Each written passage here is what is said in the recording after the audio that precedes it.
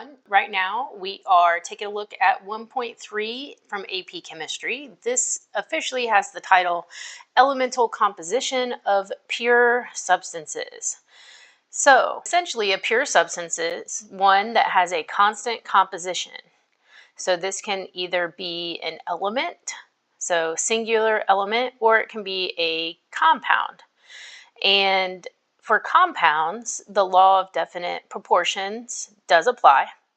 It states that a given compound will always contain its component elements in a fixed ratio and does not depend on method or separation or how it's prepared. And that means that if I have water, which is 2 H's and 1 O, it doesn't matter how big of sample of water I have, it will always be about 88.9% oxygen and 11.1% hydrogen. And that's a percent by mass. The mass of the two elements will always be present in the same ratio. So by using this official law of definite proportions, chemists can do a calculation called percent composition. Percent composition is basically a percent breakdown, just like we saw up here when I said that it was 88.9% oxygen and 11.1% hydrogen. Where did those numbers come from? They did a calculation called a percent composition. So in order to do a percent composition, you take the mass of the individual element divided by the mass of the total compound. And so this would be our molar masses. Here's an example problem. Here we have what is the percent composition of each element in phosphorus pentachloride. So that's PCl5. Here in the top, I have the molar mass of phosphorus, and I got that from the periodic table. And then this bottom number is our molar mass of the whole thing. So from previous lessons, I added up 1 phosphorus and 5 chlorines, and it's the same over here. So that's the total mass. One thing to keep in mind anytime we're doing percents is that it's always a part divided by the whole. So in this case, it's the part of phosphorus divided by the whole compound. So phosphorus's part, since I only have 1, is the 30.974, and that's the mass of phosphorus from the periodic table. And then to get it into a percent, we multiply 100 by 100 and we get 14.87. So this particular compound is 14.87% phosphorus. For chlorine, we need to take chlorine's part, and since we have 5 chlorines, I need to take 5 times the 35.45. And that's where my numerator came from. That's the total mass of chlorine divided by the molar mass of the whole thing. And then we multiply that by 100 and we get 85.13. So that is the percent breakdown of phosphorus pentachloride. If I take any sample of phosphorus pentachloride, it will have that same ratio of phosphorus to chlorine. And that's what the law of definite proportion says, is that those percents will never change. So it also talks about a concept called empirical formulas, is the simplest whole number ratio of one element compared to another in a chemical formula. So here we have an example of the comparison between a molecular formula and an empirical formula. So the molecular formula shows us the ratio of each element and how many we have in the compound. For example, glucose has the molecular formula C6H12O6. The empirical formula is, you can think of it as a reduced form. It's going to tell us the simplest whole number ratio. So if this is 6 to 12 to 6, well, a common factor between them is 6. So if I factor that out, I get a 1 to 2 to 1 ratio. And that's what an empirical formula is. It's the most reduced form of a molecular formula. Now, the reason that these are both covered in this section is because if we're given a percent composition, we can actually calculate an empirical formula. So here are some steps that we're going to follow in order to do that. An easy thing when we're given percents is that we assume we have 100 grams. So if we have 100 grams and that equals 100%, then our percents can be equivalent to grams. And we'll see that worked out here in an example. Then we need to convert each of those to moles, because when we're talking about these are ratios of moles to one another. And so once we have all of them converted to moles, we're going to divide the moles of each element by whichever one is the smallest number of moles. And then there'll be some other steps that we might have to do, and what happens if we don't have a whole number of moles, that sort of thing. We can address those when we look at our examples. So let's look at an example that is already worked out for us. And I did borrow this from another chemistry teacher. Shout out to Emily Miller. This is an example of an empirical formula problem worked out. It says a certain sugar used in treating patients with low blood sugar has the following chemical composition: 40% carbon, 6.7% hydrogen, and 53.3% oxygen. What is the empirical formula? So it all goes in steps. Remember, if it's 40%, we can take that and just assume that we have 100 grams. And if I have 100 grams, then each of my percents can equal masses. So instead of 40%, I'm going to think of it as 40 grams. Instead of 6.7%, I'm going to think of it as 6.7 grams. And instead of 53.3%, I'm going to think of it as 53.3 grams. So the next step we see here is that we're converting each of these to moles. This is a throwback to section 1.1.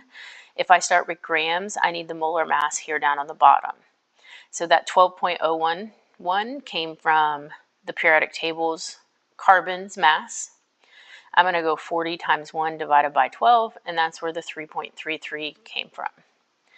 Same thing for hydrogen. If it's 6.7% hydrogen, then I can say that that's equal to 6.7 grams.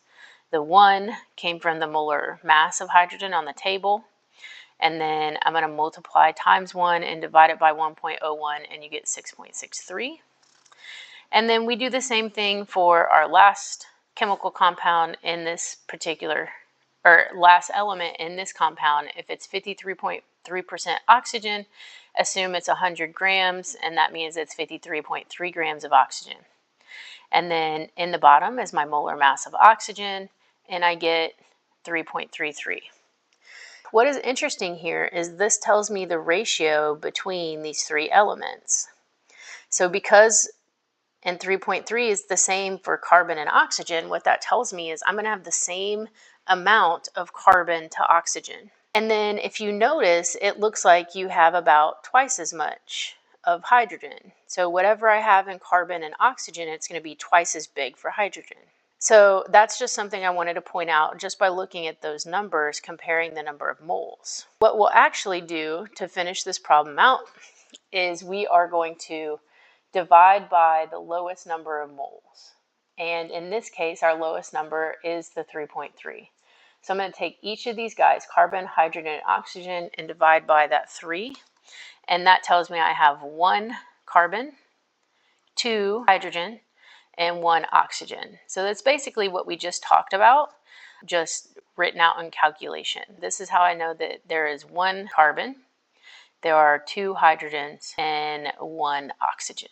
So that is my empirical formula. Occasionally, they will give us additional information and say that the molar mass of the whole compound, so this would be the molecular molar mass, the unreduced form, is 180. Well, if I know that the whole molar mass is 180, and I know that my empirical formula was 1 carbon, 1 H, and 1 O, I can add those up. And so my empirical formula is molar mass. I'm going to use MM for my empirical formula. All I need to do is figure out how many times that empirical formula goes into 180. and that'll tell me what I need to multiply by. So in this particular example, if I know that it's 180, 180 divided by 30 gives me a value of 6. So I'm simply going to multiply my empirical formula by 6, and then that is where I arrive at my molecular formula. All right, so let's take a look at some examples. Here they want us just to do the percent composition of each element in these compounds that are listed here. So remember, percent composition is simply part divided by the total. So the first thing I'm going to do is figure out what that total molar mass is. So I'm going to go to my periodic table and I'm going to add up 1 sulfur, 4 oxygen. If I do that, I get 108.06. So now I'm going to do my percent for each element. For sulfur, it's going to be the mass of sulfur. I only have 1, which is 32.07, divided by the total mass of 108.06, and multiply that by 100 to get it into percent form, and I get 29.67%, and that's SF4, or of sulfur. I'm going to do the same thing for fluorine. I have 4 fluorines though. I'm actually going to take 4 times the molar mass of fluorine, which would give me a numerator of 76, and I'm going to divide it by the 108.06. Again, multiplying it by 100 to get it into decimal form, and that tells me that this is 70.33% fluorine. So final answers here, 70.33% fluorine and 29.67% sulfur. Working through another example, it is more of the same idea. Need to find the molar mass first. If I do that, I get 1, because this has 6 fluorines, so this is a new molar mass, 1s, 6 fluorines, I get 146.06. And so then sulfur is going to give me a mass, or a percent by mass of 32.07, 1 sulfur divided by 146.06, and then again times 100 to get it into percent form, and you get 21.95. So that is our percent of sulfur in this compound. And then we do the same thing for fluorine. This time though, I have 6 fluorines. So I'm going to take 6 times the molar mass of fluorine, which is 6 times 19 is 114, divided by the total mass, multiply by 100, and I get 72.17. Finally, we have the last example for percent by molar mass of CO2. If I add up 2 oxygens and 1 carbon, I get 44.01. So for carbon, I'm going to take 12.011, 1 carbon divided by the 44.01, multiply it by 100, and I get a percent of 27.29. And then for oxygen, I get 32, 2 oxygens divided by 44.01 times 100, and I get a percent of 72.71%.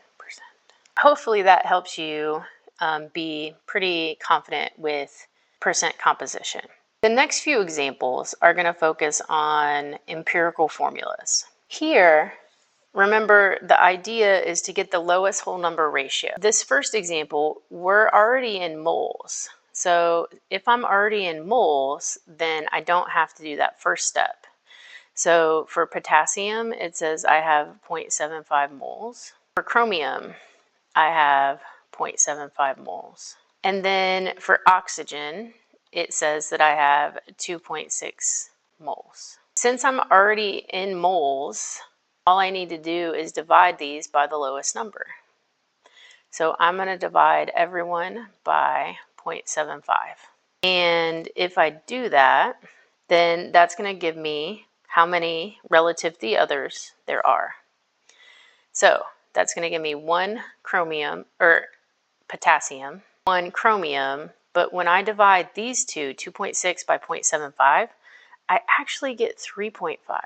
Now, here's the thing, is I can't write the formula as 1 chromium, 1 potassium, and then oxygen 3.5. I can't have a number with a decimal point because we're talking about moles, and we're also talking about how many of each of those atoms there are. So when this happens, we're just going to take everybody by 2. So then I arrive at K2, CR2O7. Final answer. All right, 2 more examples here. The next one, we do have percents. So we will use those percents to go and take a look. So it says that for aluminum, we have 12.67%. But remember, we're going to assume that we have 100 grams. So that means I have 12.67 grams. The first thing I want to do for aluminum is change it into moles. I go to my periodic table. I find the molar mass of aluminum is 26.98. That's grams in 1 mole. And I'm going to divide those 2 numbers. And I get, 0.470. Now I'm going to do the same thing for nitrogen. Nitrogen, I have 19.73. Remember, if it's percent, we can assume that that's equivalent to grams, 19.73 grams. I'm trying to write small because I have a lot to fit in here. I go to the periodic table and see that the molar mass of nitrogen is 14.007, and that's going to be 1 mole on the top. So I take 19.73 times 1 divided by the 14.007 in the bottom, and I get 1.408 moles. And then finally oxygen, it says 67.7 or 67.6%. That can be equivalent to grams in this case. Oxygen's molar mass from the periodic table is 15.99 grams per 1 mole. And so I'm going to divide 67.7 by 15.999, and I get 4.225. So I compare these numbers to each other, and whatever number is the smallest is the one I'm going to divide by everybody. That means I'm going to have 1 aluminum in my final formula, divide by 0.470, and if I punch that into my calculator, I get 3. So 3 nitrogens, and then divide by 0.470. So again, we're dividing by the lowest number of moles. So whichever one of these is the lowest, that's what we want to divide by. And I get 9 oxygen.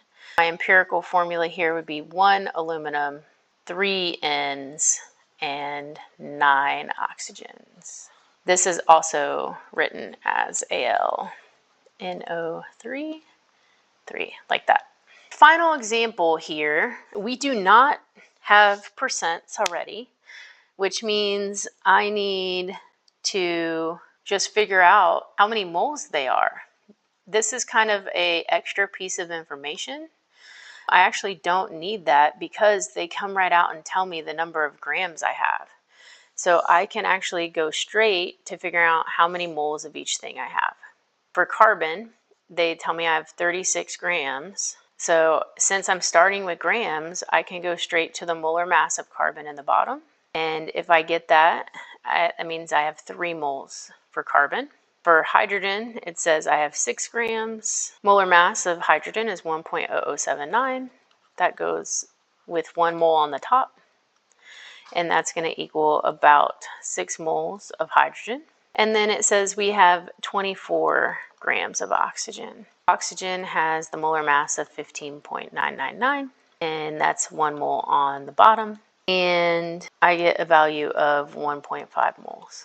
So again, we want to compare these 3 numbers, the number of moles for each, and divide by the lowest number of moles.